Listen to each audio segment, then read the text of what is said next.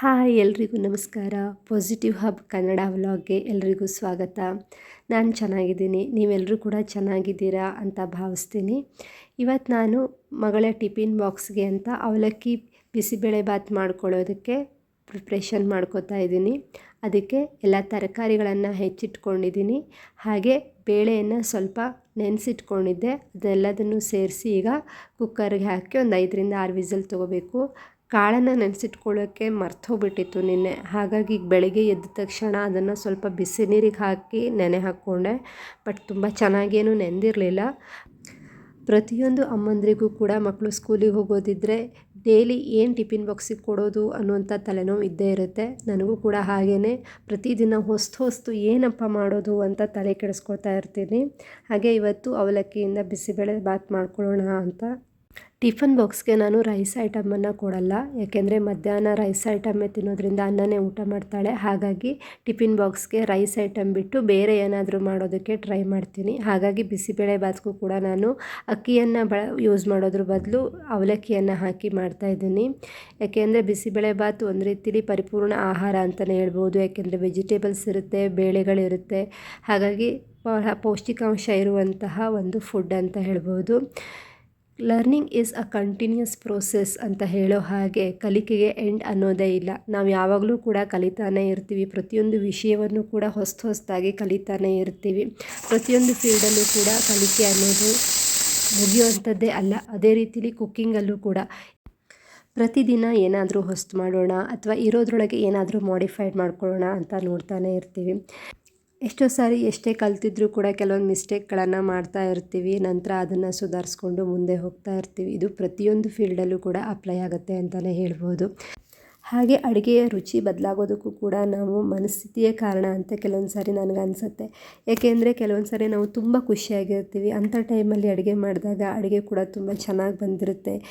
ಇನ್ನು ಕೆಲವು ಬಾರಿ ನಾವು ಬೇಜಾರಿನಲ್ಲೋ ಅಥವಾ ಸಿಟ್ಟಿನಲ್ಲೋ ಇರ್ತೀವಿ, ಅಂಥ ಟೈಮಲ್ಲಿ ಅಡುಗೆ ಮಾಡ್ತಾ ಇರ್ತೀವಿ. ಅಂದರೆ ಆ ರೀತಿಯಾದಂತಹ ನೆಗೆಟಿವ್ ಎಮೋಷನ್ಸನ್ನು ಇಟ್ಕೊಂಡು ಮಾಡಿದಾಗ ಅಡುಗೆ ಅಷ್ಟು ಚೆನ್ನಾಗಿ ಬಂದಿರಲ್ಲ ಅಂತ ಹೇಳ್ಬೋದು. ಯಾಕೆಂದರೆ ನಮ್ಮ ಯೋಚನೆಗಳು ಎಲ್ಲೋ ಇರುತ್ತೆ, ನಮ್ಮ ಕೃತಿ ಒಂದು ಕಡೆ ಇದ್ದರೆ ನಮ್ಮ ಯೋಚನೆಗಳು ಇನ್ನೊಂದು ಕಡೆ ಇರುತ್ತೆ. ಹಾಗಾಗಿ ಅಷ್ಟು ಪರ್ಫೆಕ್ಟಾಗಿ ಬಂದಿರಲ್ಲ ಅಂತ ನನಗನ್ಸುತ್ತೆ. ಹಾಗೆ ನಾನು ಮೊದಲೇ ಹೇಳಿದಾಗೆ ಕಲಿಕೆ ಅನ್ನುವಂಥದ್ದು ಮುಗಿಯೋದೇ ಇಲ್ಲ. ಬಿಸಿಬೇಳೆ ಬಾತ್ಗೆ ಸಾಮಾನ್ಯವಾಗಿ ಒಣ ಕೊಬ್ಬರಿಯನ್ನು ಉಪಯೋಗಿಸ್ತಾರೆ. ಬಟ್ ನಾನಿಲ್ಲಿ ಮನೇಲಿ ಒಣ ಕೊಬ್ಬರಿ ಇಲ್ಲ ಅಂತ ಹಸಿ ಕಾಯಿ ತುರಿಯನ್ನು ತೊಗೊಂಡು ಫ್ರೈ ಮಾಡಿಕೊಂಡೆ.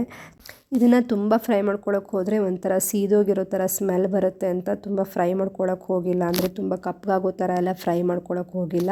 ಹಾಗೆ ಒಂದು ಸ್ವಲ್ಪ ಫ್ರೈ ಮಾಡಿಕೊಂಡು ಅದನ್ನು ಮಿಕ್ಸಿಲಿ ಪೌಡ್ರ್ ಮಾಡ್ಕೊಳ್ಳೋಕ್ಕೆ ಅಂತ ಹೋದೆ. ಬಟ್ ಅದು ತುಂಬ ಚೆನ್ನಾಗಿ ಪೌಡ್ರ್ ಆಗಲೇ ಇಲ್ಲ. ಅಂದರೆ ಅದು ಕ್ರಿಸ್ಪಿನೆಸ್ ಬಂದಿರಲಿಲ್ವಲ್ಲ, ಹಾಗಾಗಿ ಚೆನ್ನಾಗಿ ಅದು ಪೌಡ್ರ್ ಆಗಲಿಲ್ಲ. ಆಗ ಒಂದು ಏನು ಮಾಡಿಕೊಂಡೆ, ಸ್ವಲ್ಪ ನೀರನ್ನು ಸೇರಿಸ್ಕೊಂಡು ಅದನ್ನು ಚಟ್ನಿ ಥರ ಮಾಡಿಕೊಂಡೆ.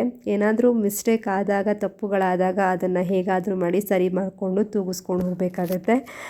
ಆಮೇಲೆ ಅವಲಕ್ಕಿಯನ್ನು ತೊಳೆದು ಬಿಸಿಬೇಳೆ ಬಾತನ್ನು ಮಾಡಿಕೊಂಡೆ. ತುಂಬ ಚೆನ್ನಾಗಿ ಬಂದಿತ್ತು. ಟೇಸ್ಟಲ್ಲೇನು ನನಗೇನು ಡಿಫ್ರೆನ್ಸ್ ಇರೋ ಥರ ಅನ್ನಿಸ್ಲಿಲ್ಲ. ಬಿಸಿಬೇಳೆ ಬಾತು ಚೆನ್ನಾಗೇ ಬಂದಿತ್ತು.